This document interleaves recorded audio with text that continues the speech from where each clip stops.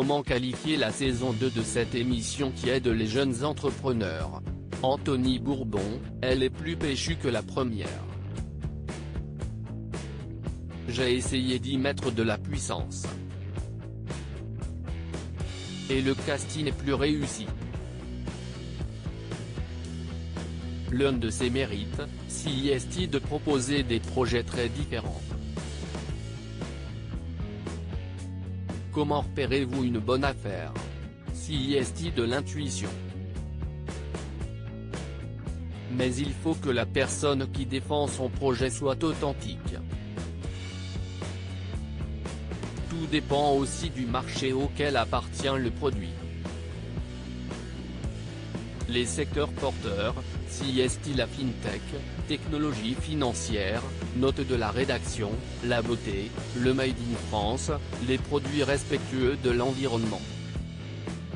On dit que vous étiez SDF et que vous êtes devenu millionnaire.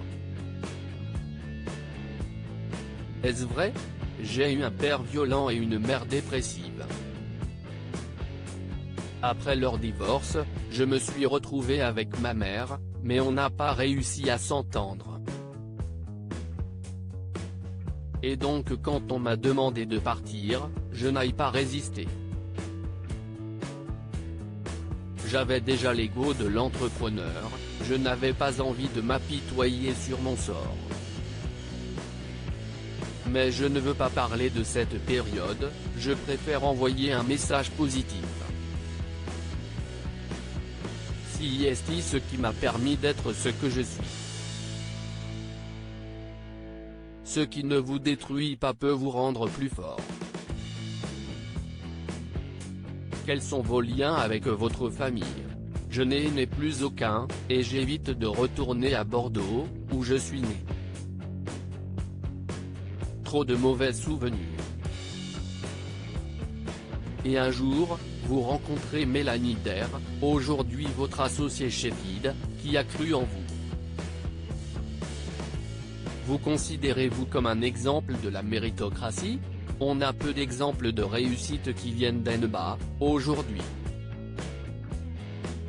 Il y a eu Bernard Tapie, mais ça a mal fini pour lui car il avait oublié d'où il venait. Avez-vous été accepté par ce milieu? Quand vous avez de l'argent, tout le monde vous accepte. Un riche n'ouvre pas ses portes à un pauvre. Il va parfois chez lui pour voir à quoi ça ressemble. Quand j'étais jeune et pauvre, j'avais le même cerveau. Mais personne ne croyait en moi. Avez-vous des ambitions politiques? Derrière toute aventure entrepreneuriale se cache une vision politique.